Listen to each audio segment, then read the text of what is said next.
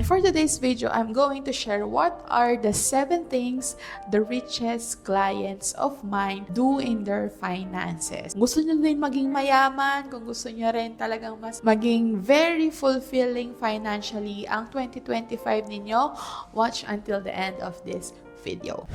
Hey guys! Welcome back to another video. I am Gwen Salmorain, the Millennial Breadwinner, and I help breadwinners to become generational wealth builders. For my 4 years in doing financial advisory and financial planning business, isa kasi sa mga ginagawa ko is really knowing the net worth of my client. Net worth, ano ba yung net worth? Net worth is yung value or tunay na yaman ng isang tao. So meaning, ito yung assets minus lahat ng liabilities or utang equals your net worth. Naalala nyo pag election, di ba? Nilalabas yung mga salin. So yung value doon ng mga milyon-milyon na mga politiko. So actually, hindi lang sila yung may karapatan malaman kung magkano yon. Dapat din tayo, no, as mga mamamayang Pilipino, alam din natin yung net worth natin because that is also how we measure if we are progressing to our financial goals. And dun mo din madaling ma-measure, di ba? Kung yumayaman ka or hindi. And in my experience, no, of coaching a lot of my clients, I want to share the 7 things that they do so that sila na may make sure nila na every year they are getting richer and richer and richer in terms of their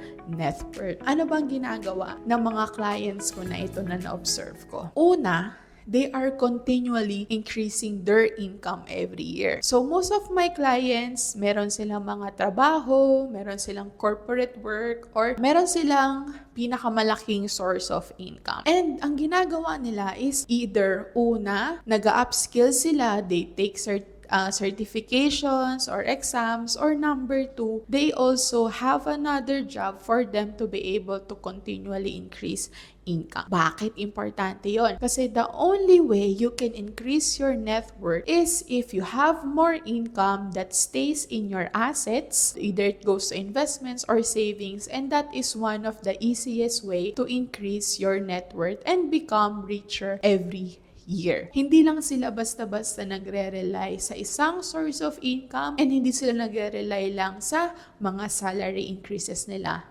in their jobs. Number 2, habang nag-i-increase yung income nila, hindi nila basta-basta ini-increase yung expenses nila. Kasi for example, no, yung income nila for let's say 2024, it's 100,000 pesos. Expenses is around 50,000 pesos. So it means they are saving 50,000 pesos. Now, since ginagawa nila yung number 1, which is increasing their income, if their income becomes 150,000 pesos in 2025, so imagine from 50,000 pesos, their savings now jumps to 100,000 pesos, which is 150,000 minus 50,000 pesos.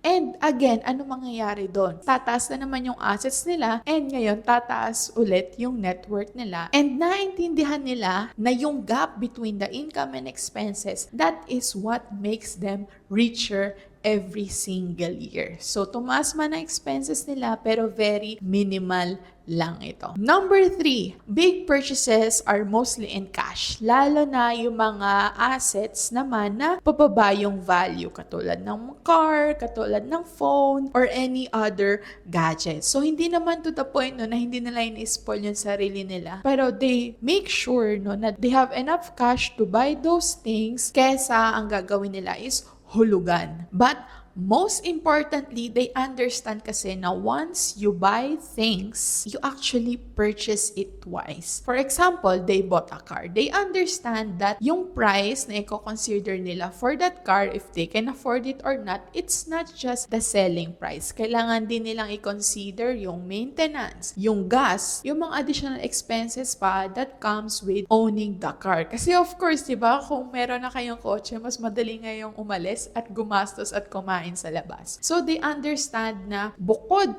sa purchasing price or sa selling price, naintindihan nila na maaaring tumaas din yung ibang expenses nila. Kaya they choose to purchase in cash para wala na rin silang iintindihin na malaki in the future. Number 4, they save and invest regularly. So nabanggit ko nga kanina, di ba, na-understand ng mga clients ko na ito na what makes them richer is the gap between the income and expenses. And then yung gap na yon, they make sure that either they save it or they invest it, and it is regularly done. Na-understand nila yung power of compounding interest, which means as long as you invest and mag-compound o magpatong-patong yung interest and yung ipon mo, mas malaki yung possible mo na maging return on your investment or tumaas yung investment value mo. Number 5, and I think this is the most important thing that they do, is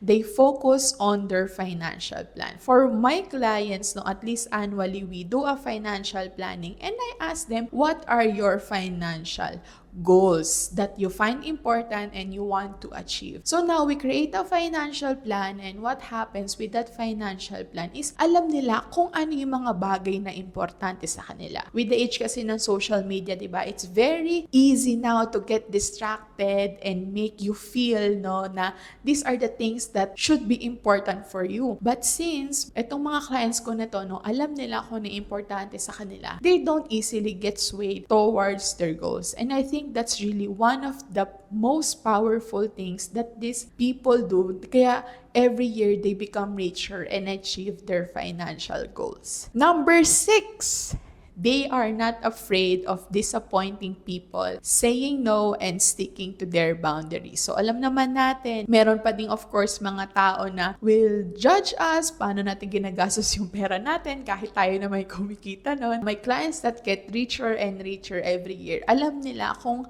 hanggang saan yung itutulong nila, sino yung mga tutulungan nila, at to what extent lang sila tutulong. So very important yun. They know how to say no even if it means na disappointing other people. Number 7, last but not the least, they seek guidance and advice on their finances. Ang sabi nga, di ba, kung wala ka pa sa gusto mong puntahan, humanap ka ng tao na nakarating na doon. Natuturuan ka din paano makarating doon sa napuntahan nila. This is one of the shortcuts, no, to success, not just in finances but in life, to find someone who knows how to get to where you want to be. So itong mga clients ko na to, talagang these people, they are open for advice and they seek mentorship and guidance.